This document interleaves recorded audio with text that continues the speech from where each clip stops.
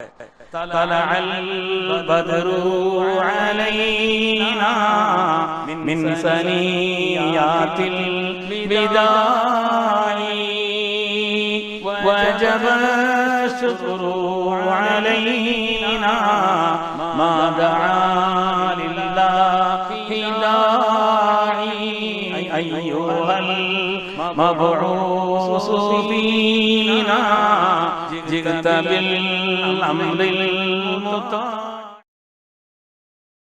ரஹீம். கண்ணியமிக்க முஃமினீன்களே, அல்லாஹு தஆலா ஒரு உன்னதமான இஸ்லாமிய மார்க்கத்தை அல்லாஹ் நமக்கு சன்மானமாக தந்திருக்கிறார். ஒரு மனிதனுடைய வாழ்க்கையில் என்னென்ன பிரச்சனைகள் எல்லாம் ஏற்படுமோ எல்லா விதமான பிரச்சனைகளுக்கும் தெளிவான விளக்கத்தை, வாழ்வியலை சொல்லித்தரக்கூடிய உன்னதமான மார்க்கம் இஸ்லாம்.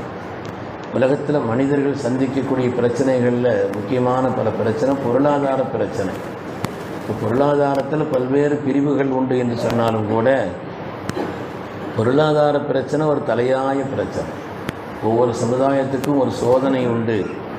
என் சமுதாயத்தினுடைய பெரும் சோதனை செல்வம் என்று சொன்னார், பொருளாதாரம்னு சொன்னார். அதில் தான் எல்லா விதமான பிரச்சனைகளும் வரும் அப்படிங்கிறது அல்லாஹ்வுடைய ரசூல் சொன்னார். அதில் வரக்கூடிய அந்த செல்வத்தினுடைய பிரச்சனைகளில் உம்மத்து சந்திக்கக்கூடிய ஒரு முக்கியமான விஷயம் என்னன்னு சொன்னால் சொத்து பங்கீடு. இறந்ததுக்கு பின்னால் அந்த சொத்தை எப்படி பங்கீடு செய்யப்படுறது என்பது விஷயத்தில் ஒரு பெரும் சோதனை உம்மத்தில் நிலவுகிறது என்று சொன்னால் அது உண்மையானது.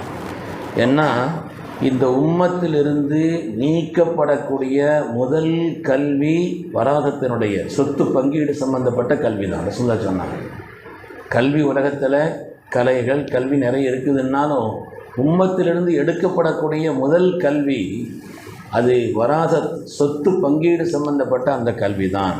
தஅல்லமுல் ஃபராயித வஅல்லிமூஹா, இந்த ஃபராயிதுகளை, சொத்து பங்கீடு சம்பந்தப்பட்ட இந்த கல்வியை நீங்கள் கற்றுக்கொள்ளுங்கள், பிறருக்கு கற்றுக் கொடுங்கள்.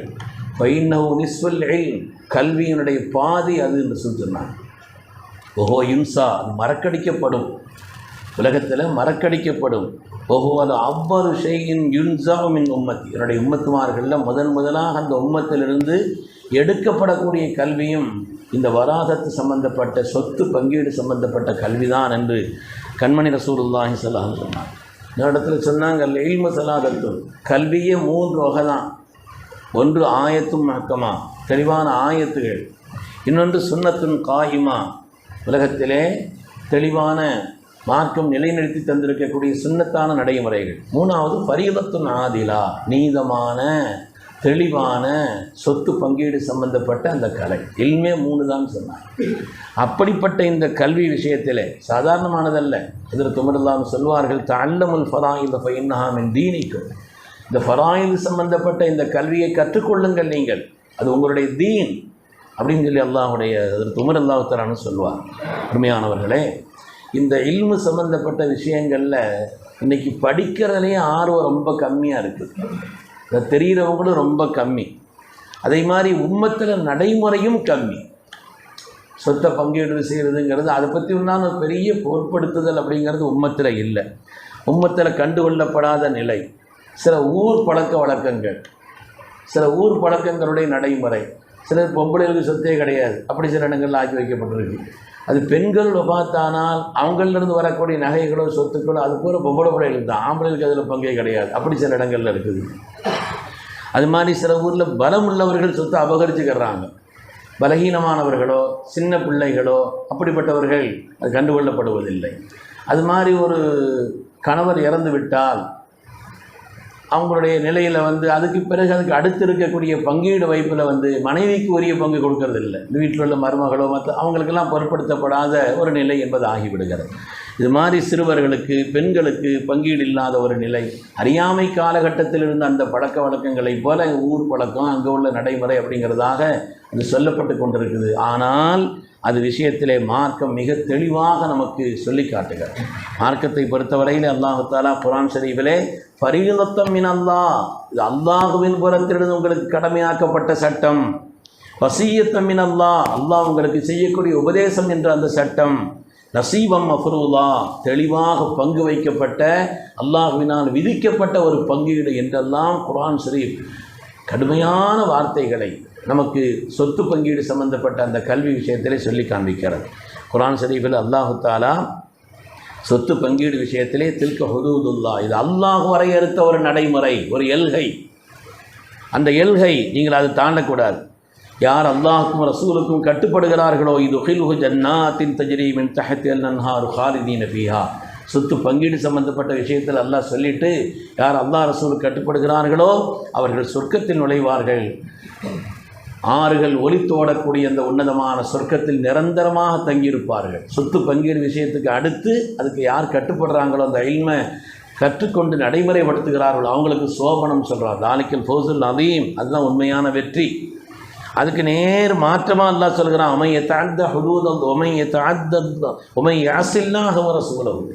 யார் அல்லாஹ் ரசூலுக்கு மாற்றம் செய்கிறார்களோ, அல்லாஹ் பங்கு வச்ச அந்த சொத்து பங்கீடு அது சம்மந்தப்பட்ட விஷயங்களில் பொருட்படுத்துறது இல்லை, ஏதோ ஒரு நடைமுறையில் செய்துக்கிட்டு இருக்கிறாங்கன்னா, இப்போ யதஅத்த ஹுதூதஹு அல்லாஹ் வரையறுத்த அந்த எல்கையை தாண்டி செல்கிறார்கள் என்றால் அதுக்கும் குர்ஆன் கடுமையான எச்சரிக்கை. யுகிலு நாரன் ஹாலிதன் ஃபீஹா வலஹு அதாபும் மஹீன், கேவலமான அதாம் அவங்களுக்கு இருக்கிறது, நிரந்தரமாக நரகத்தில் தங்குவான் அல்லாஹ் சொல்கிறான்.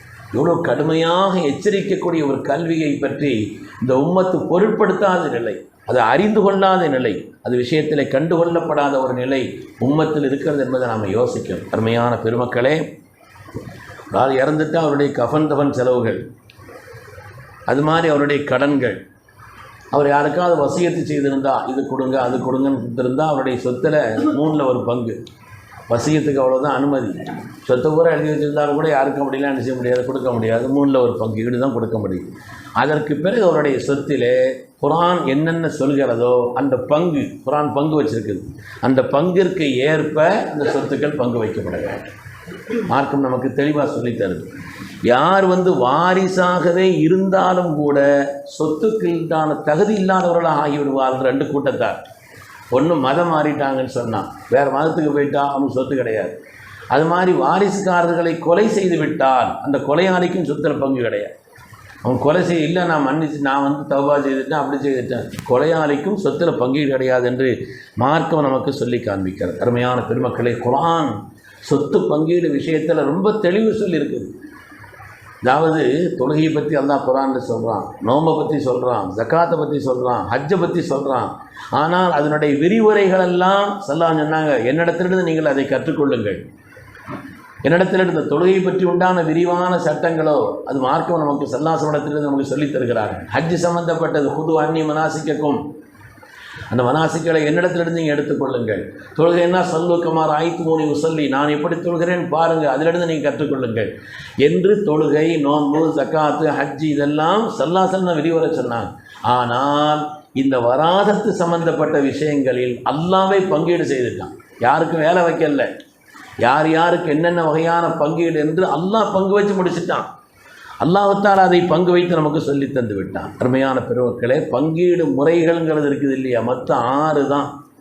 அது விரிவாக ஓதப்பட வேண்டிய ஒரு விஷயம் சொன்னாலும் கூட சரி, ஞாபகத்துக்காக சொல்கிறேன்.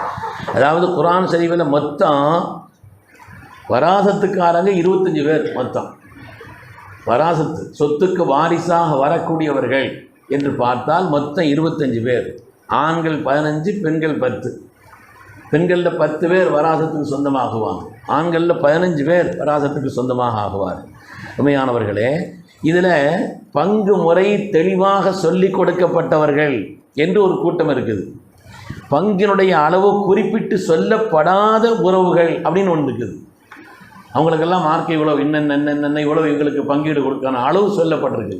இன்னொன்று அளவு சொல்லப்படலை. அளவு சொல்லப்படலைன்னா இந்த சொல்லப்பட்ட அளவுக்காரர்களில் குறிப்பிட்ட ஆட்கள் இல்லை அப்படி இப்படின்லாம் சின்ன சமயத்தில் இவங்களே அளவு சொந்தப்படாதவர்கள் மொத்த சொத்துக்கும் இவங்க சொந்தமாகிடுவாங்க. அல்லது அந்த பங்கீடுக்காரர்கள் இருந்தாங்கன்னா இவங்களுக்கு குறிப்பிட்ட அளவுக்கு வரும். குர்ஆன் ஷரீஃபை பொறுத்தவரையில் பங்கு முறைகள் மொத்தம் 6 தான். 6 முறையில் குர்ஆன் பங்கு வச்சு தந்திருக்குது. ஒன்று பாதி, ஒரு கட்டம் இருக்குது, பாதி சொத்து அவங்களுக்கு வந்துடும். அது சில உறவுகள் இருந்தால் இல்லாமல் இருந்தால் என்றெல்லாம் வருகிறது. அப்படி பாதி சொத்தை எடுக்கக்கூடியவர்கள் ஆண்களில் 1, பெண்களில் 4 பேர் இருக்கிறாங்க. ஆண்களில் ஒரு ஆள், பெண்களில் 4 பேர். ரொம்ப விரிவாக சொல்கிறதுக்குள்ள நிலை இல்லை. பாதி சொத்து மொத்தம் வந்து பங்கு முறைகள்ங்கிறது 6 தான். ஒன்று பாதி சொத்து எடுத்துக்கிடுவாங்க, அப்படி ஒரு கட்டம். 4ல் 1 எடுத்துக்கிடுவாங்க, அப்படி ஒரு கட்டம். 8ல் 1 எத்தனை ஆச்சுங்க? 3.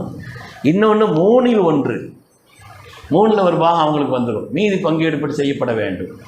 அது மாதிரி 6ல் 1, 3ல் 2, இப்படியெல்லாம் இந்த பங்கீட்டு முறைகள் இருக்குது. இந்த 6 முறைகளை நமக்கு மார்க்கம் சொல்லித் தருகிறது.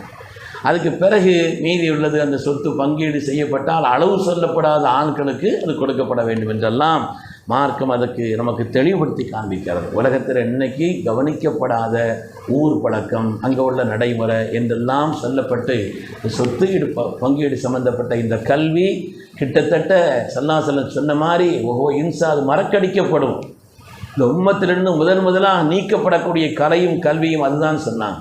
இந்த மார்க்கத்தினுடைய முக்கியமான அந்த கல்வி சம்பந்தப்பட்ட விஷயத்தில் நாம் படிச்சுக்கிறோம், ஓரளவு தெரியணும். இல்லை நான் வந்து பொம்பளை பிள்ளைக்கு அதை கொடுத்துட்டேன் இதை கொடுத்துட்டேன், அதனால சொத்தை பூரா ஆம்பளை பிள்ளை எடுத்துக்கிட்டாங்க. நீங்கள் வஃபாத்தாகுவதற்கு முன்னால் கொடுக்கப்பட்டால் அது அன்பளிப்பாக கருதப்படுமே தவிர அது சொத்து பங்கீடாக கருதப்படாது. இறந்ததுக்கு பின்னால் நீங்கள் எவ்வளோ தான் அன்பளிப்பெல்லாம் கொடுத்துருக்குறீங்க, எனக்கும் பங்கு வேணும்னு கேட்டால் கொடுத்தா ஆகணும். அதனால் அதுக்கு முன்னால் கொடுக்கப்படக்கூடியதெல்லாம் அன்பளிப்பாக அது கருதப்படும். ஒருவேளை அந்த பெண்களே திருப்திப்பட்டு இல்லை நாங்கள் திருப்தியோடு எங்களுக்கு நிறைய வந்துருச்சு போயிடுச்சு அப்படின்னு திருப்திப்பட்டு கொடுத்தாங்கன்னு அது வேறு விஷயம். கேட்குறதே இல்லை, கையெழுத்து போடு, அவ்வளவுதான். அப்படி ஒரு நடைமுறை இருக்குது பெருமையான பெருமக்களே. அதனால் மார்க்கம் நமக்கு தெளிவாக சொல்லித்தந்த, யார் அதை நடைமுறைப்படுத்துகிறார்கள் அவர்களுக்கு நிரந்தரமான சொர்க்கம் என்று சொல்லித்தந்த, யார் அது விஷயத்தில் கவனமில்லாமல் இருக்கிறார்களோ அவர்களுக்கு நிரந்தர நரகம் என்று சொல்லப்பட்ட ஒரு காரியத்தில் உம்மத்து கவனமில்லாமல் இருக்குது. அல்லாஹ் நமக்கு விளக்கத்தை தர வேண்டும். அந்த சம்பந்தப்பட்ட கல்வியை படிச்சுக்கிறோம், நாம் அது என்னங்கிறது தெரியும். பழைய காலத்தில் எல்லாம் எங்கேயாவது ஒரு குடும்பத்தில் பெரிய ஆட்களோ அல்லது ஆண்களோ பெண்களோ இறந்துட்டாங்கன்னா அவங்க என்ன செய்வாங்கன்னா, இந்த சொத்தை எப்படி பங்கீடு வைக்கிறது என்று உரியவர்களிடத்தில் கேட்பார்கள். இதில் 6ல் 1 பங்கு 4க்கு அப்படின்னு. சொத்தை இவ்வளோ பணம் போட்டு அப்படிங்கிறது இல்லை, 6ல் 1 பங்கு இவங்களுக்கு வரும், இவங்களுக்கு 3ல் 2 பங்கு இப்படி வரும் என்றெல்லாம் சொத்து பங்கீடு செய்த மேன்மக்கள் நன்மக்கள் இருந்தார். அதனால் அது விஷயத்தில் உம்மத்து கவனம் செலுத்த வேண்டும். அந்த துறையை, அந்த கல்வியை, அந்த கலையை நம்ம படித்து கொள்ள வேண்டும். அல்லாஹ் சுப்ஹானஹு வ தஆலா நம் எல்லோருக்கும் நீண்ட ஹயாத்தை தந்தருள்வானா, நிறைந்த பொருளாதார வளத்தையும் தந்து உரிய முறையில் பங்கீடு வைக்கப்படக்கூடிய அந்த வராதத்தினுடைய விஷயத்தில் எந்த விதத்திலும் நாம் அல்லாஹ்விடத்திலே பிடிக்கப்படாத அளவிற்கு, கண்டிக்கப்படாத அளவிற்கு உரிய முறையில் அது பங்கீடு செய்யப்படுவதற்குண்டான உயர்ந்த சூழலையும் அல்லாஹ் தந்தருள் புரிவானாக. ஆமீன் ஆமீன் யா ரப்பல் ஆலமீன். வ ஆகிரு தஅவானா அனில் ஹம்துலில்லாஹி ரப்பில் ஆலமீன். சுப்ஹானல்லாஹி பிஹம்திஹி சுப்ஹானக்கல்லாஹும்ம வ பிஹம்திக்.